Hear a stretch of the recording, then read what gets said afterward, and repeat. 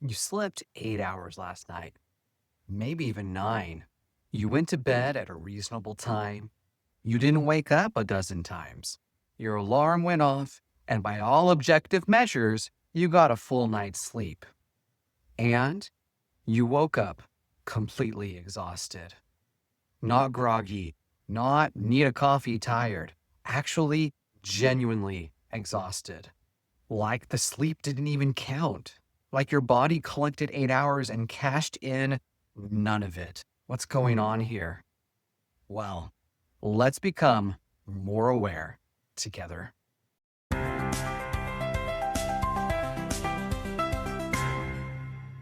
If that's a familiar feeling for you, and for a lot of people watching, it's not a occasional type of thing, it's every single morning. If this is you, I want to tell you something important. That experience is not laziness. It's not weakness. It's not in your head. It's your body communicating something specific. And what it's communicating is not that you need more sleep. More sleep is actually not the answer. And today I'm going to explain why and what the answer actually is. The instinct when you're exhausted after sleep is completely logical. Maybe I didn't get enough. So you try to sleep more. You go to bed earlier. You sleep in on the weekends. You take naps. You protect your sleep like it's a precious resource that keeps slipping through your fingers. And it doesn't help. Or maybe it helps a little temporarily, and then the exhaustion comes right back. Now, here's why.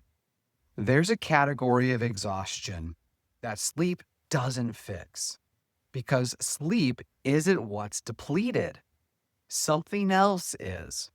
And until you understand what that something else is, you can chase sleep indefinitely and never actually feel rested. This is the bridge between everything we've covered in the sleep cluster and what we're getting into now.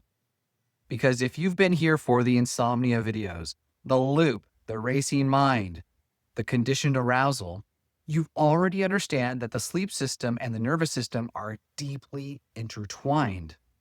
What we're about to add to that picture is this. What happens when the nervous system itself is running on empty? Quick pause. I have a mind-body pattern quiz linked in the description below. It takes 2 or 3 minutes to complete, and it will help you understand how fatigue factors into your overall mind-body picture. The link is below. I'd love for you to give that a try and see if you can learn more about how to fix this for yourself. Okay, back to the mechanism. This is the distinction that changes everything, and most people have never heard it made clearly. Sleepiness and fatigue feel similar.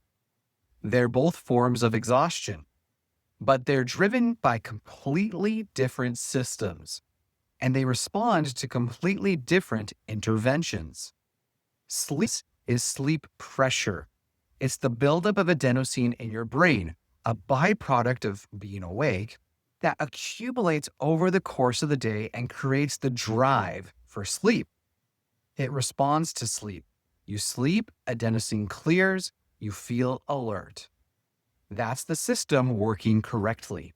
Now, fatigue is something else entirely.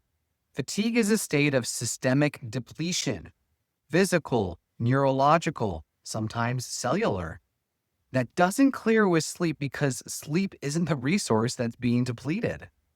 Think of it this way. Sleepiness is a fuel gauge. You can fill the tank as many times as you want. It doesn't fix the engine.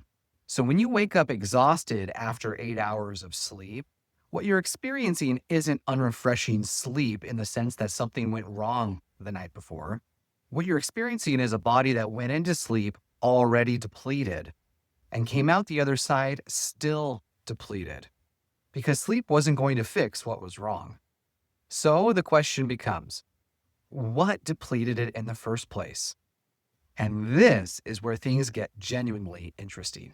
Now, there are a few main culprits, and for most people, though, it's actually a combination.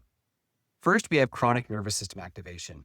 This is the big one, and it connects to everything else in the sleep cluster. When your nervous system runs into sympathetic overdrive, the low grade fight or flight state that drives insomnia, anxiety, and hyperarousal, it burns resources constantly, even at rest, even while you sleep. This is why people with chronic insomnia and chronic fatigue so often overlap. The same dysregulated nervous system that's keeping you awake at night is metabolically expensive during the day.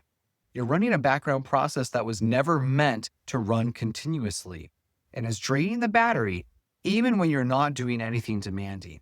Next, we have unrestorative sleep architecture.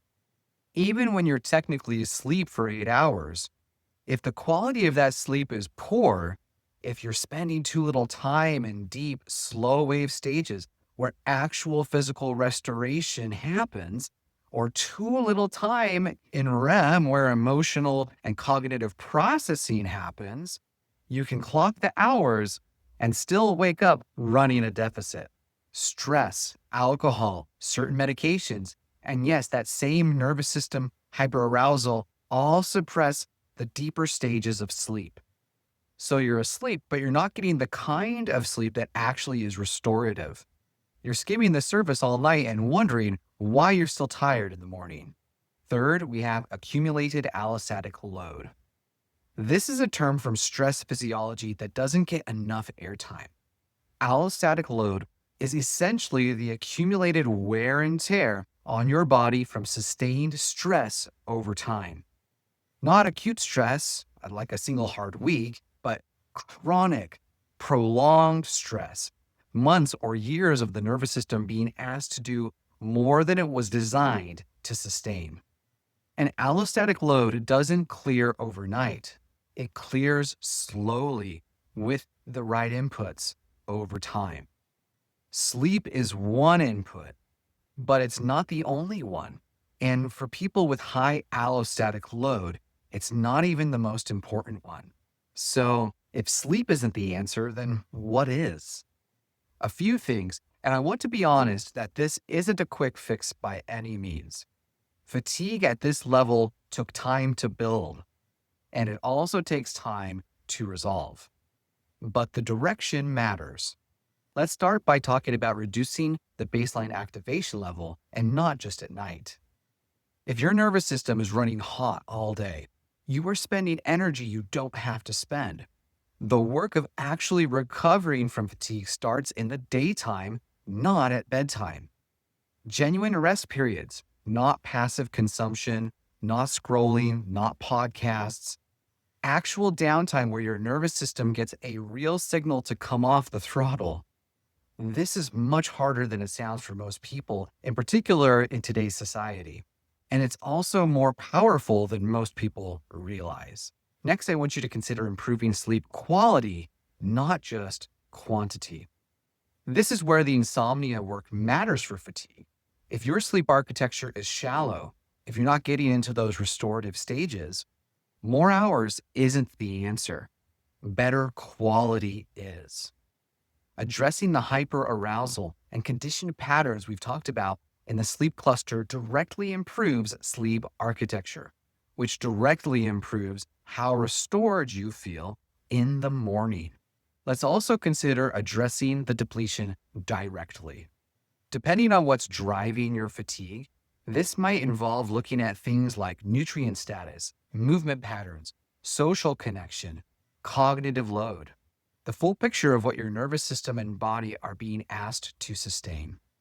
I go into the specific framework for this in the fatigue ebook, which is linked below, because fatigue at this level deserves a more systematic approach than just sleep more and take a vitamin. So here's the reframe. If you've been exhausted after sleep and your response has been to try to sleep more, I want you to give yourself some grace, first and foremost, because that instinct makes complete sense. Sleep is supposed to fix tiredness. The fact that it isn't working isn't a personal failing. It's information. It's your body telling you that what's depleted isn't sleep. Something else is running low. And once you know what that is, you can actually start addressing it instead of pouring more hours into a tank that has a leak. And that's what this fatigue cluster of videos that we're going to do is all about. We're going deeper on this over the next few videos. What fatigue actually is neurologically, why rest doesn't fix it, and what does. And today is the starting point. If you want a roadmap for your specific situation, the mind-body pattern quiz in the description will help you figure out where your particular version of this is coming from.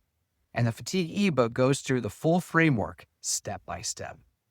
Next time, we're getting into the difference between being tired and being fatigued at a brain level, because they're not the same thing.